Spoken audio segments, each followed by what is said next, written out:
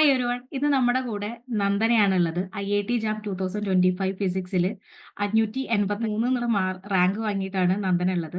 നന്ദനയ്ക്ക് ഈ റാങ്കിലേക്ക് എത്താൻ വേണ്ടി നന്ദന ട്രാക്ക് ചെയ്ത മാർക്ക് 35 ആണ്. ഓക്കെ. ഈ 35 മാർക്സ് എന്നത് വലിയൊരു കാര്യമാണ്. അതുപോലെ റാങ്ക് 583 എന്നുള്ളതും വലിയൊരു കാര്യമാണ്. അതിനേക്കാളും വലിയൊരു പ്രാധാന്യം എന്താ വെച്ചാൽ നന്ദന ഓൺ ഗോയിങ് കുട്ടിയായിരുന്നു. അതായത് ഒരു റിപ്പീറ്റേഷനോ കാര്യങ്ങളോ ഒന്നുമില്ലാതെ അതായത് ഡിഗ്രിക്ക് പഠിക്കുമ്പോ തന്നെ ജാം ക്രാക്ക് ചെയ്ത ഒരാളാണ്. അപ്പൊ എന്നാ നമുക്ക് നന്ദനയുടെ വിശേഷങ്ങളും കാര്യങ്ങളൊക്കെ ചോദിക്കാം. എങ്ങനെയാണ് ജാം ക്രാക്ക് ചെയ്തത്? അതുപോലെ തന്നെ ഏത് രീതിയിലാണ് നന്ദന രണ്ടും കൂടി കൊണ്ടുപോയത്? അതായത് കോളേജിന്റെ പഠനം ഒന്നുണ്ട്, സെമസ്റ്റർ എക്സാംസ് കാര്യങ്ങളൊക്കെ ഉണ്ട്. അതിന്റെ കൂട്ടത്തില് ജാമിന്റെ പഠനം എങ്ങനെ കൊണ്ടുപോയി എന്നുള്ളത് നന്ദനോട് ചോദിക്കാം. Hi Nandana. Hello. Okay. Nandana ഈ ആദ്യമായിട്ടാണോ ജാം എഴുതുന്നത്? ആദ്യമായിട്ടാ. ഓക്കെ. നന്ദന എങ്ങനെയാ മനസ്സിലാക്കിയത് ഇങ്ങനെ ഒരു ജാം എക്സാം ഉണ്ട്, അല്ലെങ്കിൽ ഇങ്ങനെ ഒരു കോമ്പറ്റേറ്റീവ് എക്സാമിലേക്ക് കുറച്ച് ഡിഗ്രിക്ക് പഠിക്കുമ്പോൾ നമുക്ക് അറിയണം എന്നില്ലല്ലോ. അതായത് ഇപ്പൊ ഫസ്റ്റ് ഇയറിൽ ഇപ്പൊ പ്ലസ് ടു കഴിഞ്ഞാൽ ആദ്യം നമ്മൾ കേൾക്കുക കോളേജിൽ പഠിക്കണം, എഞ്ചിനീയറിംഗ് നീറ്റ്, അല്ലെങ്കിൽ അത് കഴിഞ്ഞ് കഴിഞ്ഞാൽ നേരെ നമ്മൾ കോളേജ് എന്നുള്ള രീതിയിലാണ് പോവാ. അപ്പൊ കോളേജിൽ എത്തിയിട്ടാണോ നന്ദന ഇതിനെ പറ്റി അറിഞ്ഞത്? അതിന് മുമ്പ് അറിയോ? എപ്പോഴാണ് ഇതിലേക്ക് എത്തിയത്? ഞാൻ കോളേജിൽ എത്തിയിട്ടാണ് അറിഞ്ഞത്. ഞങ്ങളുടെ ടീച്ചേഴ്സ് പിന്നെ ഇങ്ങനെ കോമ്പറ്റേറ്റീവ് എക്സാംസിനെ കുറിച്ചിട്ടൊക്കെ ഇങ്ങനെ പ്രസന്റേഷൻസ് ഒക്കെ തരാറുണ്ട്. അപ്പൊ അവര് മാക്സിമം ഇതിനെ പ്രിപ്പയർ ചെയ്യാനൊക്കെ മോട്ടിവേറ്റ് ചെയ്യാറുണ്ട്. അപ്പോ ഞാൻ അങ്ങനെ എനിക്ക് ജാമിനെ കുറിച്ചൊന്നും അറിയുന്നുണ്ടായിരുന്നില്ല. പിന്നെ അവരിങ്ങനെ പറഞ്ഞപ്പോഴാണ് ഇതിനെ കുറിച്ച് അറിഞ്ഞത്. അപ്പൊ പിന്നെ എഴുതി നോക്കാന്ന് വിചാരിച്ചു. ഏത് ഇയറിലാണ് അറിഞ്ഞത് മോള്? ഞാനിപ്പോ തേർഡ് ഇയർ. മീൻസ് തേർഡ് ഇയറിലാണോ ജാമിനെ പറ്റി അറിഞ്ഞത്? അല്ല, അത് ഞാൻ ഫസ്റ്റ് ഇയറിൽ അറിഞ്ഞു.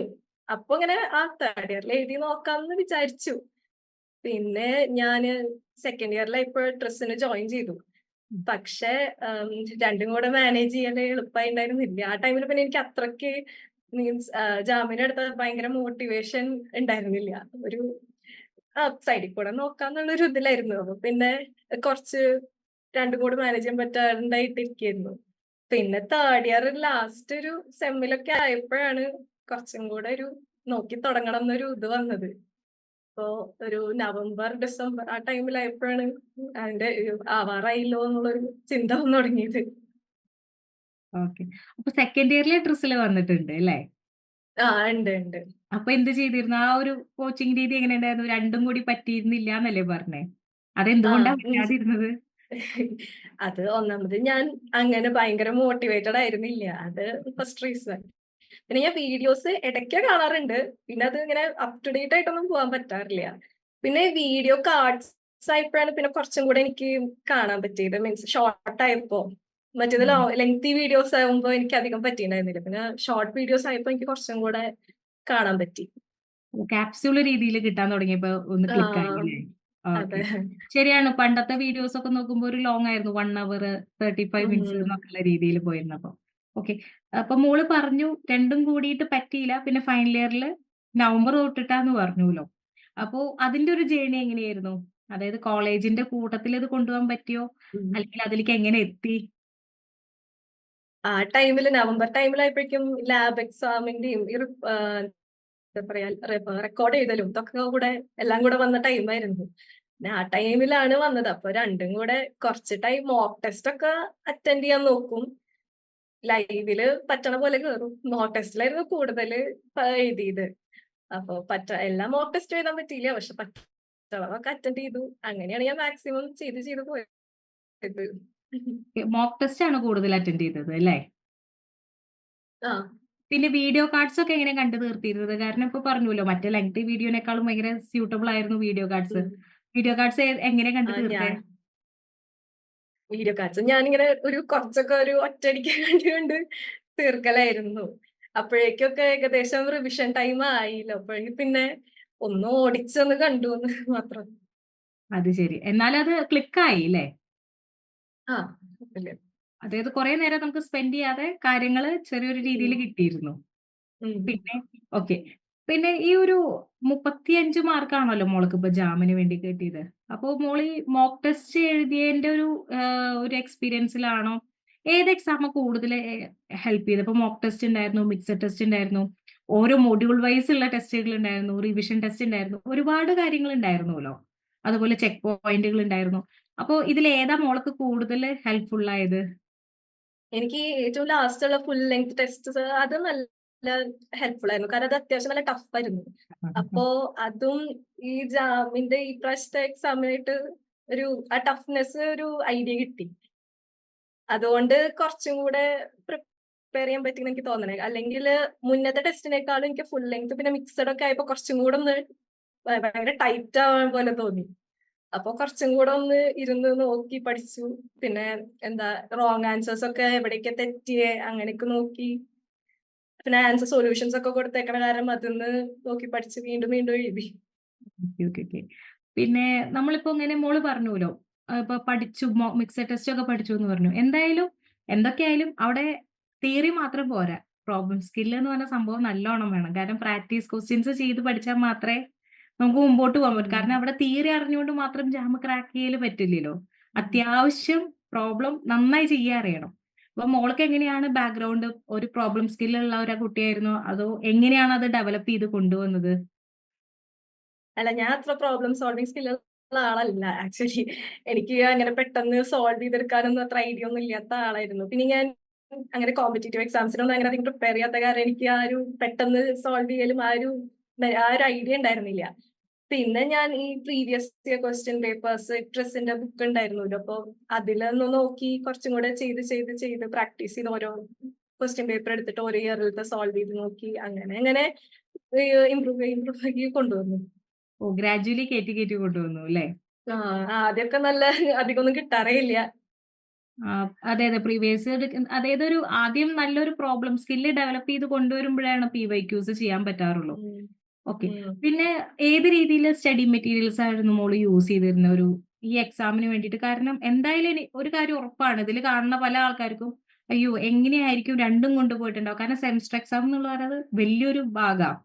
ഇന്റേണല്, സെമസ്റ്റർ അത് ഒരെണ്ണം കഴിയുമ്പോഴേക്കും അടുത്തതായി. പിന്നെ അതിന്റെ ക്ലാസ്സുകളായി. പിന്നെ ഫിസിക്സുകാർക്ക് കെമിസ്ട്രി ഒക്കെ വരുമ്പോഴേക്കും ലാബുകളൊക്കെ വരുമല്ലോ.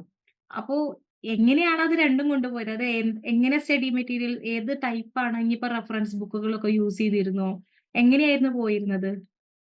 ഡൗട്ടൊക്കെ വരുമല്ലോ നമുക്ക് ഇന്ന ഭാഗങ്ങള് ഡൗട്ട് എന്നൊക്കെ ആ, പറഞ്ഞു തരില്ലേ? അപ്പൊ അതൊക്കെ എങ്ങനെയാ ക്ലിയർ ചെയ്തത്? ഞാൻ ഇതുപോലെ ഡൗട്ടൊക്കെ വരുമ്പോ ഒന്നെങ്കിൽ എന്തെങ്കിലും സെർച്ച് ചെയ്ത് അതിനെ കുറിച്ച് കണ്ടുപിടിച്ച് നോക്കും. പിന്നെ എന്താ പിന്നെ ഈ വീഡിയോ കാർഡ്സിലും പിന്നെ ഞാൻ അങ്ങനത്തെ ഡൗട്ടൊക്കെ വരുമ്പോ ഈ വലിയ വീഡിയോസ് ഒക്കെ ഒന്ന് കണ്ടു നോക്കും. അപ്പൊ അതിൽ കുറച്ചും കൂടി ഈ പ്രോബ്ലം സോൾവിംഗ് ഒക്കെ ഉണ്ടാവും. അപ്പൊ ഞാൻ അത് ഡൗട്ട് വരുമ്പോ അതൊക്കെ നോക്കും. പിന്നെ അങ്ങനെ സെർച്ച് ചെയ്ത് ആൻസർ കണ്ടുപിടിക്കും. റഫറൻസുകൾ അങ്ങനെ യൂസ് ചെയ്തിട്ടില്ല? റെഫറൻസ് ഞങ്ങള് ടെക്സ്റ്റ് മീൻസ് കരിക്കുലത്തിലുള്ള ടെക്സ്റ്റ് ഒക്കെ ഈ ഇലക്ട്രോ ഡൈനാമിക്സിലൊക്കെ ഗ്രിഫിത്തിന്റെ ഒക്കെ ടെക്സ്റ്റ് ഒക്കെ ഞങ്ങക്ക് പഠിക്കാണ്ടായിരുന്നു. അതിന്റെ ഒപ്പം ആ പ്രോബ്ലംസ് ഒക്കെ ഒന്ന് നോക്കി. അങ്ങനെ ആ ടെക്സ്റ്റിൽ തന്നെ അത്യാവശ്യം നോക്കി. ഓക്കെ, പിന്നെ ഓക്കെ. അധികം റെഫറൻസ് എനിക്ക് അങ്ങനെ നോക്കാനുള്ള ടൈമും ഉണ്ടായിരുന്നില്ല ലാസ്റ്റ് മിനിറ്റ് കാരണം. Okay, okay. ഓക്കെ. അത് മനസ്സിലാവും. കാരണം എന്താ വെച്ചാൽ രണ്ടും കൂടി മാനേജ് ചെയ്യണല്ലോ. പിന്നെ ഉം. ജാമിന്റെ ഈ പ്രിപ്പറേഷന്റെ സമയത്ത് മോള് എന്തായാലും പറഞ്ഞല്ലോ നവംബർ തൊട്ടേ മോള് തുടങ്ങിയിട്ടുള്ളൂ എന്നുള്ളത്. ഒരു ദിവസം എത്ര നേരം ഇൻവെസ്റ്റ് ചെയ്തിരുന്നു? അതായത് ഇപ്പൊ ഞാൻ എക്സാമ്പിൾ ഇപ്പൊ നമ്മളൊക്കെ പറയില്ലേ, അയ്യോ ഞാൻ 10 മണിക്കൂർ ഇരുന്നിട്ടും പഠിച്ചത്, അല്ലെങ്കിൽ 5 മണിക്കൂർ, ചിലർക്ക് 1 മണിക്കൂർ ഇരുന്നിരിക്കുമ്പോഴേക്കും ബാക്കി കാര്യങ്ങളൊക്കെ ചെയ്യും. അങ്ങനെ മോൾ എത്ര നേരം ഇതിനു വേണ്ടി ഇൻവെസ്റ്റ് ചെയ്തത്? അതായത് ജാം എന്നുള്ള കാര്യത്തിന് വേണ്ടി മറ്റേതിന് വെച്ച് നോക്കുമ്പോ. ഞാൻ ഈ ഭയങ്കര ഈ നവംബർ ഡിസംബർ ആ ടൈം ആയപ്പോ ഞാനൊരു ഡെയിലി ഒരു ടൈം മാറ്റി വെച്ചു. ഒരു 1 അവർ മിനിമം നോക്കി. പിന്നെ ദിവസത്തിനനുസരിച്ച് ഇപ്പൊ അധികം എനിക്ക് ക്ലാസ് വർക്ക് ഇല്ലാന്ന് വെച്ചാൽ ഞാൻ ജാമില് ഫോക്കസ് ചെയ്തു. പിന്നെ ആ ഒരു മോക്ക് ടെസ്റ്റ് എഴുതാൻ തന്നെ ഒരു 3 അവേഴ്സ് എന്തായാലും എടുക്കും. പിന്നെ അത് തന്നെ എക്സ്ട്രാ ആയിട്ട് ഇപ്പൊ ലാസ്റ്റ് മിനിറ്റ് ഒക്കെ ആയപ്പോ ജാനുവരി ഒക്കെ ആയപ്പോ പിന്നെ വേറൊന്നും പറ്റാണ്ടായി. മോക്ക് ടെസ്റ്റ് എഴുതാൻ തീർക്കാം. പിന്നെ ആ ടൈമില് ലാബ് എക്സാംസും ഒക്കെ വന്നിട്ടുണ്ടായിരുന്നു. അപ്പൊ മോക്ക് ടെസ്റ്റ് ഡെയിലി എഴുതാനുള്ള ഈ ലാസ്റ്റ് ഒക്കെ ആയപ്പോ അതിന് മെയിൻ മുന്നേ ഒരു 1 അവർ എങ്കിലും നോക്കാറുണ്ട്. PYQs കുറച്ച് സോൾവ് ചെയ്യും. അങ്ങനെ ഡൗട്ട് ഉള്ളത് നോക്കും. ഒരു 1 അവർ ഇരുന്ന് കഴിഞ്ഞാൽ നമുക്ക് പറ്റും. കുഴപ്പമില്ല അല്ലേ? ഒരുവിധം ഡെയിലി 1 അവർ ആ, ഇരുന്ന് ചില ചില ടോപ്പിക്കുകൾ എനിക്ക് ഇത്തിരി ടഫ്. ഇപ്പൊ ഇലക്ട്രോ ഡൈനാമിക്സും ഒക്കെ മെക്കാനിക്സും ഒക്കെ എനിക്ക് ഇത്തിരി ഡിഫിക്കൽട്ട് ആയിട്ടുള്ളത്. അപ്പൊ അതിനൊക്കെ എനിക്ക് കുറച്ചും കൂടെ ടൈം വേണ്ടി വരും. അപ്പൊ അതിനൊക്കെ ഇരിക്കുമ്പോ ചിലപ്പോ എനിക്കൊന്നും മനസ്സിലാവാറില്ല. അപ്പൊ ഞാനതിരുന്ന് നോക്കി നോക്കി ഒരു 2 അവേഴ്സ് ഒക്കെ എടുക്കും ചിലപ്പോ ക്ലാസ് ഉള്ള ദിവസം. ക്ലാസ് ഇല്ലാത്ത ദിവസം കുറച്ചും കൂടെ അവേഴ്സ് ജാമിന് വേണ്ടി കൊടുക്കാൻ പറ്റും. ഇപ്പൊ ജാമിന് പ്രിപ്പയർ ചെയ്യുന്ന സമയത്ത് നമുക്കൊരു അറിയാലോ 7 സബ്ജക്റ്റുകളുണ്ട്. അത് ചിലപ്പോ എല്ലാം പഠിച്ചു പോകണം എന്നുള്ളത് അത്ര നിർബന്ധമല്ല. കാരണം എല്ലാം കിട്ടും എന്നുള്ളത് നമുക്കറിയില്ല. അപ്പൊ അങ്ങനെ ആവുമ്പോ ഇതില് ഏത് സബ്ജക്റ്റ് ആയിരുന്നു സ്കിപ്പ് ചെയ്തിരുന്നത്? ഈ 7 7 പഠിച്ചിരുന്നോ അതോ സ്കിപ്പ് ചെയ്തിരുന്നോ വല്ലതും? ഞാന് മെക്കാനിക്സും ഇലക്ട്രോ മാഗ്നറ്റിക്സും സ്കിപ്പ് ചെയ്തെന്ന് പറയാൻ പറ്റില്ല. ചില ടോപ്പിക്കുകൾ പഠിച്ചു. ഇപ്പൊ ഇലക്ട്രോ മാഗ്നറ്റിക് വേവ്സ് കുഴപ്പമുണ്ടായിരുന്നില്ല. അത് ഞാൻ കുഴപ്പമില്ലാണ്ട് പഠിച്ചിട്ടുണ്ടായിരുന്നു. പിന്നെ മെക്കാനിക്സ് പിന്നെയും എനിക്ക് ഇത്തിരി ടഫായിരുന്നു. അപ്പൊ ഞാനത് അധികം നോക്കിയിട്ടില്ല. ഇത്തിരി ഡിഫിക്കൾട്ട് ആയിട്ടുള്ള സബ്ജക്റ്റാണ്. അപ്പൊ പക്ഷെ ക്വസ്റ്റ്യൻസ് മെക്കാനിക്സ് ഞാൻ അധികം നോക്കിയിട്ടുണ്ടായിരുന്നില്ല. കമ്പാരിറ്റീവ്ലി മെക്കാനിക്സ് ഉം. കുറവായിരുന്നു അല്ലേ? ആ ഓക്കെ. പിന്നെ എക്സാമിന് ഇപ്പൊ പ്രിപ്പയർ ചെയ്യുന്ന സമയത്ത് ഇപ്പൊ മോളെന്തായാലും പഠിക്കാനിരിക്കുന്ന സമയത്ത് ഇങ്ങനെ തോന്നിയിട്ടുണ്ടോ? ഡിസ്ട്രാക്ഷൻസ് എന്തെങ്കിലുമൊക്കെ വന്നിട്ടുണ്ടോ? അതായത് ഇങ്ങനെ ഭയങ്കരമായിട്ട് വേണ്ട അതെന്നെക്കൊണ്ട് പറ്റില്ല അങ്ങനെ തോന്നിയിട്ടുണ്ടോ? അല്ലെങ്കിൽ അതെങ്ങനെയാ സ്വയം തന്നെ സെൽഫ് മോട്ടിവേറ്റഡ് ആവുമായിരുന്നോ? എന്തായിരുന്നു അവസ്ഥ? അങ്ങനെ കിട്ടില്ല. ഞാനങ്ങനെ ഇത്ര മാർക്കൊന്നും കിട്ടുമെന്ന് വിചാരിച്ചിട്ടുണ്ടായിരുന്നില്ല.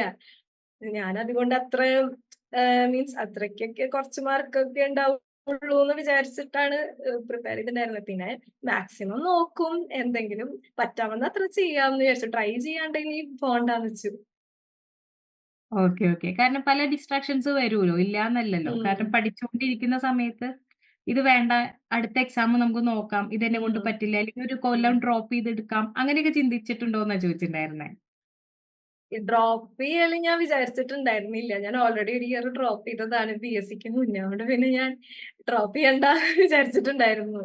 പിന്നെ ഇതന്നെ നോക്കും. ഇല്ലെങ്കിൽ നെക്സ്റ്റ് എക്സാം അറ്റൻഡ് ചെയ്യും. അങ്ങനെ ഓക്കെ, ഓക്കെ.